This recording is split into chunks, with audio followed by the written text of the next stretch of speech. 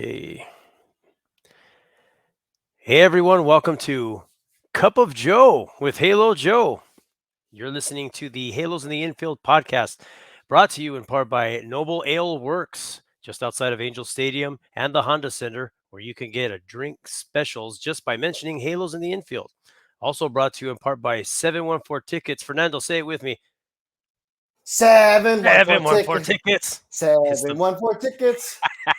Is the place to go to get 10% off at any ticket purchase just by also mentioning Halos in the Infield. Fernando, how are you? I am well, Joe. Thanks for doing this, and thanks for inviting me on to Cup of Joe. Oh, you're But I glad. have to know, what kind of Joe are we drinking? Is it like some good quality Joe? Or are we talking about a cup of Joe from like the mobile gas station for about 99 cents? Oh no, that's Mobile Joe. That's when I'm out on the streets there. No, I'm here with the Okay. good stuff. I have the The good Folgers. stuff in this economy? Yeah, in this economy, I have the Folgers Black Silk. Oh, Last week it there was you the go. Maxwell House, but yeah, That's with fair. with a little bit of caramel macchiato creamer in there. Hey, I'm a big caramel macchiato guy. What's your go-to coffee? Like if you're going somewhere with the family and it's like a actual coffee shop, like the Dunkins, the Starbucks, the coffee houses. What's your favorite? favorite, and I think the absolute best coffee I've ever tasted is Pete's Coffee. Okay, okay. P I've E never been T at S. Pete's. Heard of Now it? the French roast. That's the one that gets me going. Okay, my girlfriend's really into PJ's coffee right now. Have you been there? PJ's, where's that? It's a New Orleans style coffee. I don't know if they go out all the way to California, but they do have them in the DFW portion of Texas. Hmm. Wow, that's interesting. Yeah. So we're starting a series here with pretty much a get to know your Halos in the infield for those who have just joined us for this upcoming season, and for those of you who've been with us as well for a while, but just want to get a little closer to your lovable characters here at Halos in the Infield. We're going to start this episode off with the great Fernando Thurston Mendez. Fernando, hi. So you live in Texas. We've been saying that. What's the reason for Texas? Where did you grow up exactly? So I grew up in a small town in Central California. Probably had about 2,300 people. Wow. It's a town called Early Mart. It's probably about 45 minutes north of Bakersfield, and that's where I grew up. We moved to San Diego when I was 6. Lived in San Diego for about 20 years. After San Diego, moved with my then girlfriend at the time, turned into my wife, now ex-wife. Um, Moved to Fast Orange forward. County. Yeah, exactly. Moved to Orange County, and then I had to move out here for work about 2.5 years ago. 2.5, and hence the Lone Star Halo, correct? The Lone Star Halo was born under a freeway overpass during a tornado strike. Wow. I always thought you named yourself that because of your struggles for independence when you were pulling away from Mexico. That's not There that's you not go. how it worked out. I should have been like the Six Flag Halo. You know what I mean? For the There you Six go. Flags that have flown over Texas. So you're how old, Fernando? I'm just turned 29. 29. Gosh, I don't even remember when I was 29. That could be a good or a bad thing. That it's a bad thing. I'm trying to remember when I Okay. was 29. What the hell was I doing? I was probably doing nothing. Was you, Wow. was it a forgettable time? I mean, No, obviously you don't yeah, remember. I'll tell anything from 5 years ago down. I've just everything's a forgettable time. Just That's fair. lost everything. I'm calling people by different names. I'm forgetting where I'm walking. Stuff like that. That's fair. Yeah, it's really bad. I think Alzheimer's is setting in pretty quickly. Well, you and Artie Uh, both. so you grew up in California, pretty much the central southern part of California. Yes. Obviously, or you could have gone the Padre way, I guess, but you went with the Angels. What was it that made you an Angels fan? So the Angels were always number 2 when I was growing up. Now I they play was like number two. Yeah, exactly. Not the good kind of number 2 either. Not the No, solid no. kind. Yeah, we're talking like they're peeing out their butthole kind of number 2. Yeah, it's not even Uh, that good bowel movement. yeah, It's that thorny, painful one that's just yeah. lingers for a while. It's like what happens if you eat Arby's too much. Oh, Um, I'll say I grew up a Padres fan because that was the accessible team. The Angels were always kind of that sexy team I couldn't have because, convincing my dad to drive 90 minutes for a baseball team that was 30 minutes down the road. He was like, why? Why would we go watch the Angels? We can watch the Padres. So I wasn't really able to watch Angels games. Sometimes, if I was lucky, I can convince my mom to turn on the radio and we can listen to Angels broadcasts because you can get a very fuzzy radio broadcast from your boy Terry Smith from San Diego. So we did used to do that, and I would listen to Angels games that way. I did finally convince my dad to go to an Angels game in 2005. We went to go watch Bartolo Colon pitch, Wow, that and was then I your went first Angels game, right? in person. In In person, person, yes, in yes. person. Obviously, I watched the World Series team because it's the World Series, of course. And I'd watch some games that were nationally televised.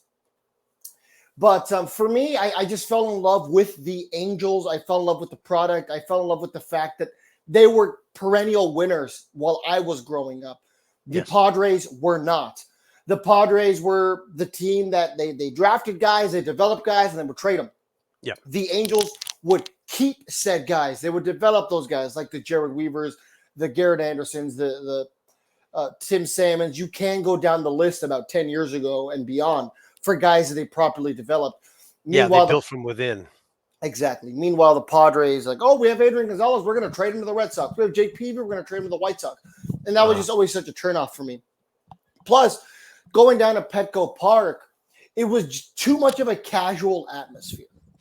You went there, nobody gave a damn about the game. And I don't know if you ever got to go to Petco Park back in its early days from 2004 on.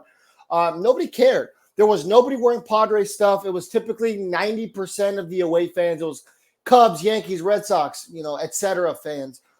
And then you'd have, 2 to 5,000 Padres fans. And that was the attendance.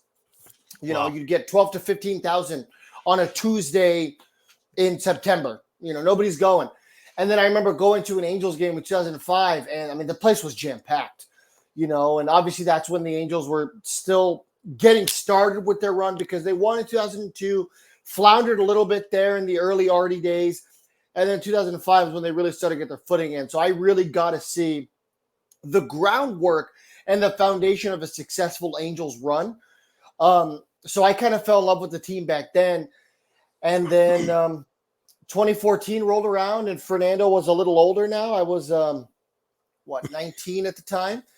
So I got season tickets, and I had season tickets for the Angels for about 5 years. And about 50 times a year, Joe, I would drive up, a friend and I, or a date and I, and we would drive up 90 minutes to go to Angel Stadium, and then we'd drive 90 minutes back. How was that sight driving up to see that big, beautiful Big A? I fell in love with Angel Stadium for what it was. Once again, even in 2014, 15, 16, 17, the fans were still there. Now Yeah. they've kind of started to taper off a little bit.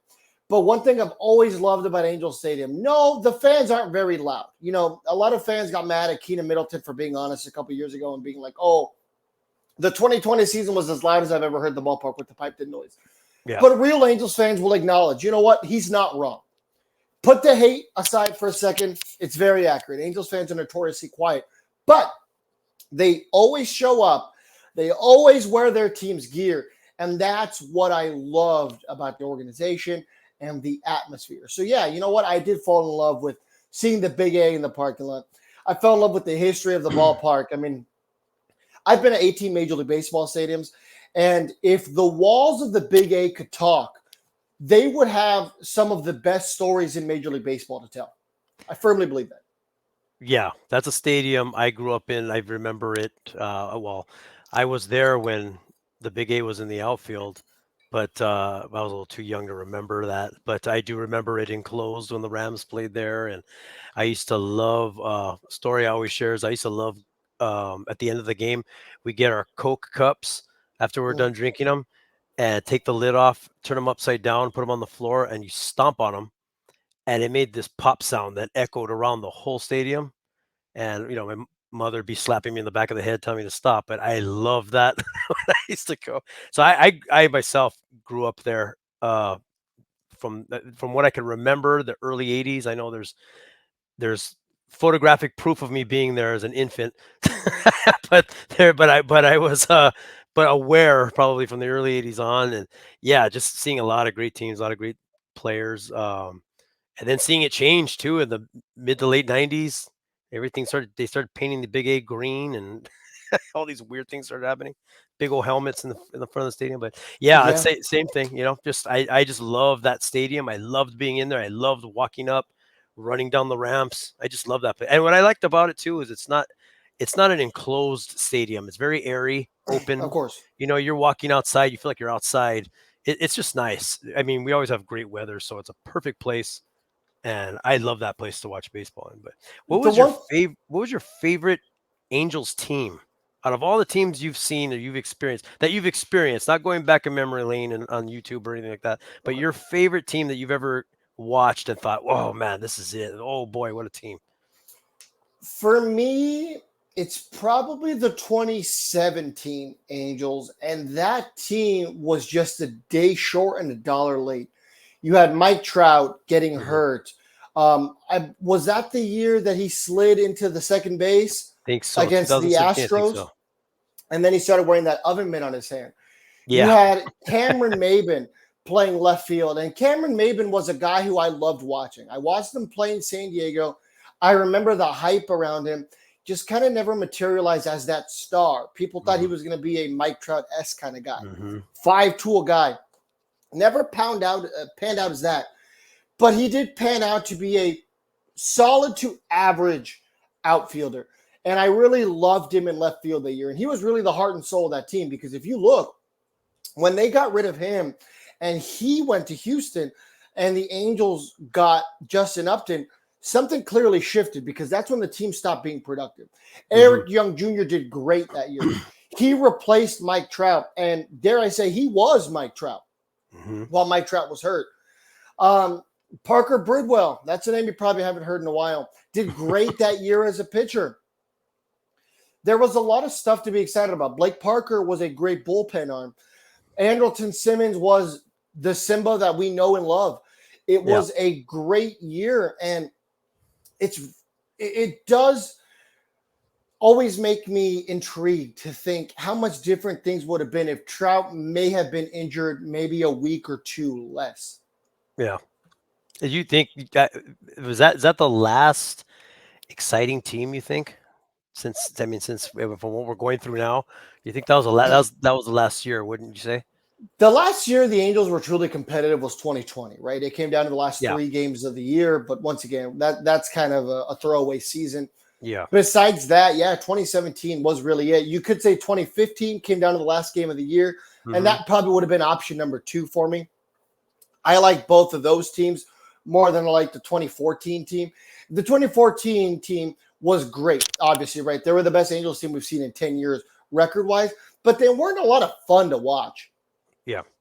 You know what I mean? Like they had Josh Hamilton, who was injured. They had Pujols, who at that time was still an exciting player. Yeah, he obviously still had the plantar fasciitis and wasn't the Pujols we expected, but he was still a solid player. Trout obviously got his first MVP. Garrett Richards was good. Matt Shoemaker was good. But at the end of the day, like they didn't have too many come from behind victories. The team kind of started to fall flat on their face after Garrett Richards got hurt. They got lucky to have the best record. And was it baseball or the American League? I'm Is trying it to remember baseball, now. right? Yeah, I think so. Yeah. They won 99 games that year.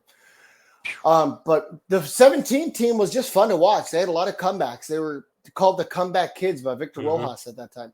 So they were just a fun team. Like I said, Yeah. there were a bunch of guys who stepped up who you weren't expecting, like Eric Young Jr. 2017 by far most fun team I've gotten to watch. Truly, truly watch because, like I said, I had season tickets. Yeah. So turn the clock back just a bit. You meet a Mr. Todd Fox. Now the story goes, you guys were in a club together and you both fought over the same girl. Is that true? Not quite. Not So quite. Halos in the Infield, the name, the way it started, how it came up. How did you guys come up with that? So the name was completely on Todd. I will definitely give him that. He used to be part of another page. I don't know if we say it or not. I mean, You I'll don't give him have a to. free You don't shout have to. out. Okay, okay. So he started off with another page, and him and I were doing that with one of his. I don't know if they're still friends, former friend, current friend. I don't know. And I was on an episode with them, an episode where he coincidentally met his fiance. So good day for Todd, right? He met me and he met her on the same day. Um, and we did that. We did another episode together, and then all of a sudden, he and this other dude had a falling out. Mm-hmm. And he was like, "Hey, I got some bad news. We're not doing that podcast anymore, but I'm starting my own podcast. Are you interested?" And I said, "Yeah, of course." So I had a Padres podcast with Andrew, and Andrew Ciccarelli. He's been on a couple of times with us. He is technically part of the Hitty umbrella. He's more of the behind the scenes kind of cat. Him and I were doing a Padres podcast, and I decided to start a Padres podcast in 2019, actually on Halloween. And the reason for that was because there was a lot of Angels podcasts at the time. I Mm-hmm. went on, podcast app on Apple, and there was a ton of options. And then I typed in San Diego Padres, and there was only one. And I was like, well, I'm not a giant Padres fan. I don't keep up with the team too much, but I know enough about the team, and I know enough about their history where I'm going to do it. Went on Reddit. I was like, hey, I'm looking for a co-host. Andrew stepped up, and we did that for about a year. And then after that, it was called the Padres Mission Podcast. And then it turned into the SoCal Baseball Podcast, where I Mm-hmm. covered the Angels, he covered the Padres, and then we got somebody else to cover the Dodgers. The Dodger guy wasn't doing too hot. He was very boring. So we kind of got rid of him. Was it him or the team? It was definitely him. He was an entertaining dude, knew his baseball, but sometimes, those don't mix, right? You can know your baseball and just be boring. Yeah. And this guy, it was like listening to paint dry. So got rid of him. And then that's when we kind of just went back to Angels, Padres, and we would just kind of both cover the Dodgers. And that's when Todd Fox came knocking.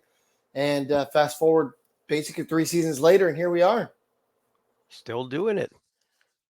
Very nice. Did you ever play, Fernando? Sorry, as I told you off air, I'm sick, so cough attack just hit. I did played baseball for quite a few years. Obviously, wasn't good enough as I got older. I did luck into a couple of major league opportunities. I had 2 tryouts with the Atlanta Braves. One was in Fullerton. I forgot what the old stadium was. It's where the Flyers used to play. Oh, I believe Phil Nevin used to manage the Fullerton Flyers, and Ricky Henderson played for them. Okay. So it was there, like Amaridge Park or something like that, Amaridge Field maybe. And then I had one in Poway, and then I had a close tryout with the Diamondbacks in Riverside at I forgot the name, La Sierra or something like that university. Mm-hmm. And obviously those worked out, which is why I'm now talking baseball and I do pest control for work. I always tell people that. How people are always like, how'd they go? And I'm like, oh, they went so well. That's why I'm doing all this. Who's your out of all the baseball you've been watching with the Angels? Who would you say is your all-time favorite player? That guy right there, Andrelton Simmons. Always loved watching him play. Simmons, yep. Fun to watch. Always had his head down, nose to the cobblestone type of guy. I know a lot of people got mad at him for the way he exited the 2020 season. Mm-hmm. I always kind of reserved a little bit of judgment with him, just because we always knew him as a grinder. Something told me, you know what, if this guy's given up, quote unquote, it's got to be for something. Lo and behold, 2021, when he went to the Twins, we found out that he considered suicide because of the whole pandemic and the toll was taken on him. And the Angels players had to go into that bubble because they were close to making the playoffs. So anybody who was going to be a playoff team had to be in a quarantine bubble for, I think, 5 days before the bubble. Because that was the only thing the MLB had. They had the much like the NBA, they did have a playoff bubble, but it was only for the playoffs. But I loved watching Simmons. I loved his defense. Best defensive player I've ever seen in my lifetime. Great hitter as well as an Angel, not as a Twin, not as a Cub. a little bit as a Brave, but as an Angel, man, he's exactly what we needed, and it's a shame we could never get him to the playoffs. People always throw Mike Trout out there, but Simmons would have been another good guy to see out there. Yeah, there's a lot of guys on that list that it's a shame they never got to the playoffs Yeah, Cole. with I our mean, Cole team. Calhoun made it in 2014, but he would have been fun to watch too. Another guy, Calhoun was another one of my favorite Angels. Same thing, Yeah. worked hard all the time. They put him on the Phantom IL in 2019. Coincidentally, while he was hurt, he redid his swing and he came back hot. So, he was another guy who was fun to watch. Loved watching him. Yeah. Any historical Angels you were ever interested in or looked into and were fascinated by? Yeah. So my all-time favorite player that I never got to watch play is Nolan Ryan. No. A little bit before my time. I do have a Nolan Ryan jersey. I don't have a single Nolan Ryan autograph. And you know me, I'm a big autograph collector. Yeah. That is the cream of the crop, top of my list. I want to get his autograph before he dies. I don't want to be morbid. I'm simply saying, like, most of the autographs I have here, I got by hand. And I know I can go on eBay and buy a Nolan Ryan autograph for $100, but I want to get it in person. Exactly. I don't get starstruck very often. I mean, I can't tell you the last time I ever got starstruck. I'm not going to pretend like I'm a hot shot, but I've gotten to meet enough childhood heroes by now that I don't really care.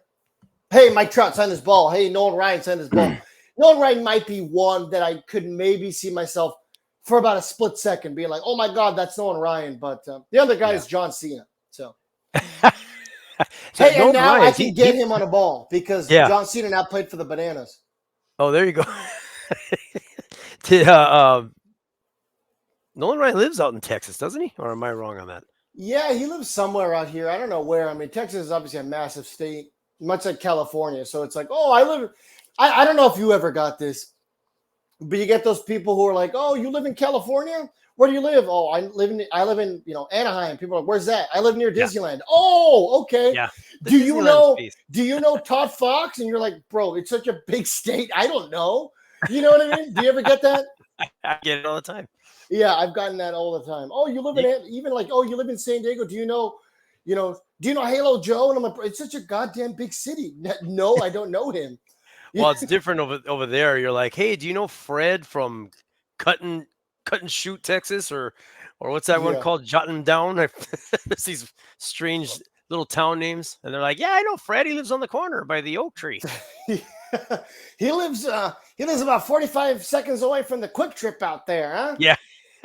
So you've been out there for 2 years, you said, right? Correct. Yeah, 2.5 years. Okay, everyone wants to know. You carrying? No, I don't have one. I always joke with my girlfriend that we're dead ducks out here. We need to get one. Oh boy, yeah, some kind of a pea shooter. Yeah, I mean, I haven't really converted too much from California. I don't want to incriminate myself, but I may or may not still have a California license. Still very Californian. That's nice. Do you ever given a hard time for being Californian out there? Because from what I heard, we're out there like we're like locusts. I get a couple people who tease me. My girlfriend's family obviously gives me a hard time. A couple of people I've dated before I dated her have also given me a hard time. But overall, everyone's pretty welcoming, especially when they find out I do pest control. It's like, oh, okay, you're here to help us. You know what I mean? Like, oh, you're not here to bring cold brew coffee. Yeah, cold brew coffee and kitty cafes. Great. Okay. Yeah, there you go. Nice, and you're not there to give Botox injections either. Yeah, that'd be interesting. I would love to do that, actually. I wonder how that would turn out. Hey, Ezekiel, I think you look a lot better with fuller lips. Come closer. Yeah, right. Maybe Todd could be my first client. All right, Todd, don't move. This is for the views. This is for the Halos and the Infield only fans. All right. So, okay, last question for the night. What do you expect for this season of the Angels, and what do the fans of Halos in the Infield have in store for us? Well, the fans of ours have a lot of content, right? I mean, we're as committed as possible to pumping out 5 episodes a week, maybe more. Obviously, a couple times it's going to be less. We've been pretty good so far. So if you want Halos in the Infield content or just Angels in general, you have one other podcast that has daily episodes. And you obviously now have us that are going to try to do the same thing. We're obviously on a new network this year. We've kind of always made it a point to own our own network because we wanted to do what we say, do what we want to do, say what we want to say. Fortunately, the partners we have are not in the state-run media business, much like the Angels. Artie Moreno, Kim Jong-un, same guy. Who knows? I've never seen him in the same room. But luckily, the new network lets us say whatever we want. So it was a match made in heaven. And as far as Angels baseball, I'm excited this year, to just watch baseball. I love baseball. There's a lot of people out there like, oh, you guys need to stop supporting Artie, stop giving him your money. I don't go to Anaheim often anymore. So when I do, I'm going to go to the Big A gift shop. I'm going to be underwhelmed by this selection, and I'm going to buy a couple things. That's just what's going to happen. I'm just excited to see these young guys and what they can do. I've been on record multiple times that I want them to go all in on a rebuild. We're not going all in on a rebuild. I know there's a lot of people who are like, oh, this is the rebuild. What are you talking about? It's a quiet rebuild. There's no such thing as a quiet rebuild. Yeah. There's no such thing as a quiet rebuild. You're either rebuilding or you're not. I don't think I've ever seen that before, but okay. Exactly. Yeah. The Angels have like 1 foot in, 1 foot out, like normal, right? They didn't make any big splashes, and I'm okay with that. But they also didn't make any big losses besides Shohei Ohtani, who walked away himself at free agency. They didn't trade anybody. They didn't lose any pieces. So that's why I hesitate to call this a full rebuild. And if this is a full rebuild, you don't have any long-term pieces. You have Logan O'Hoppe, you have Zach Neto, and you have Nolan Shanuel at first base. That's it. You don't have too many other long-term pieces. You have obviously Mike Trout. That doesn't count because he's a veteran at this point. Yeah. Third base, you have Rendon for 3 more years, but he's more wishy-washy than Angelina Jolie and picking a husband. We have Taylor Ward, who doesn't have too much control left. You have Joe Adele, same thing, doesn't have too much control left. Yeah. So with that being said, Mickey Moniak might be your only other guy who's here for the long haul. So, Patrick Sandoval, Reed Detmers, those guys don't have too much control left. We're talking about 2 or 3 years. Those aren't franchise cornerstone pieces like Neto, O'Hoppe, and Shanuel are. So, but I'm excited to watch the kids play. Are you? Yeah, I'm excited for the kids to play too. I want to see what they could do. Who emerges as a more of a? I want to see a more vocal leader in the clubhouse. I'm not sure if people say that Trout is more. Here's that word again. Quiet. A quiet leader leads by example. But I really would like to see one of these young guys step up and start taking charge. Like, come on, guys, get them fired up. Not standing there with some kind of a stupid hat to wear after someone hits a home run, but to be there yelling at them. And I'm okay with that, for the record. I'm okay with the stupid hats. I mean, you got to have fun in baseball. I've got what kind of hat should we use this year then? Let's see. We used a cowboy hat. We used the Komodo. I don't know. Safari hats. Well, what hasn't been done? That's what I'm trying to think. They got to do like a full Angel costume, like in Angels in the Outfield, because that's really what made me an Angels fan. That movie. So I don't know if I'm sure you've seen it, right? You've seen Angels in the Outfield. Oh yeah, just the Oscar award-winning performance by Danny Glover. Yeah, not what was the original Angels in the Outfield made in the 60s? There was one in the 60s, yes, but I never watched. You're talking about the 90s one, right? Yes, yeah. Yeah. Did you watch the 60 one? You know what? I don't know if I did see that or not. Now that I think about it. I got to check it out actually. Yeah, but watch it on freaking black and white film. We're gonna have to have Todd crank it with his hand, or the film will start going. We'll have to get the hamster. We can make a sequel, like a proper sequel to Halos in the Angels in the Outfield. They did. It was called Angels in the Infield with Patrick Warburton. Yeah, we could call some ex-actors to come in and help us out too. That'd be pretty good. Hey, real quick before we take off. Sure. We're talking about the holy grail of collectibles. Okay. What is your prized possession in your collection? We know you have a pretty hefty collection there. What is if the entire house, God forbid, starts to burn down, what are you going to grab and take off with? Okay, so I've already had this discussion with my girlfriend. First things first, you get the dogs. We have 3 of them. Okay. And then obviously, she's got to make sure she's going to be safe. If she has enough time, she knows there's 3 items that she needs to save if she can. Number 1, the Albert Pujols signed helmet. Okay. She needs to save the Albert Pujols signed helmet with the commemorative 600th ticket from when I Wow. was there when he got the 600th home run. Wow. Okay, so that's priority number one. Priority number two, I have 4 Mike Trout signed baseballs. I had 5, but because of the giveaway, I have 4 Gave now. one away. Yeah. So she has to save one of them. There's 2 of them that are here in my special case where I have my real prized possessions in that one. So she has to save one of those at least. So that's 2. And then number 3 is always where it gets kind of hard. Either save the Tebow jersey or save the signed Simmons and Calhoun jerseys. Wow. But whenever I'm giving people a tour of my room, the holy grail is always that Albert Pujols signed helmet because he didn't sign very often.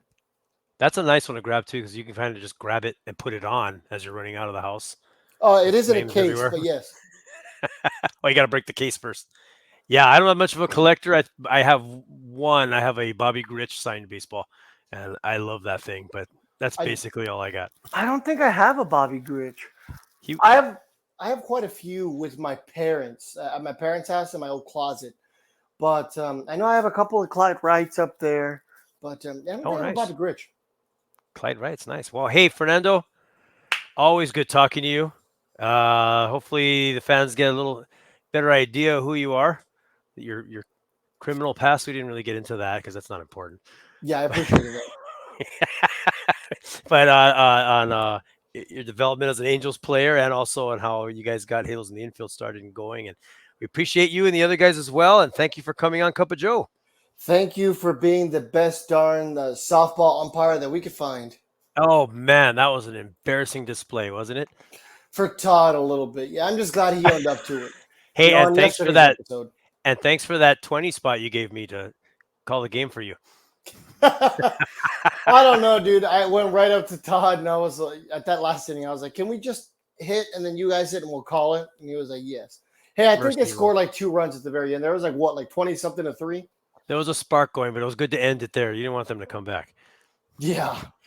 Yeah, exactly. When I started to pitch, that's kind of when they came back the last inning. And I use the term came back very loosely. Like I said, it was my team had like 20 something and they ended up with 3. So there was a big gap there. Yeah, absolutely. Well, Fernando, thank you so much. You have yourself a good night and we'll talk to you soon. Thanks everybody. And thank you, Joe. Take care.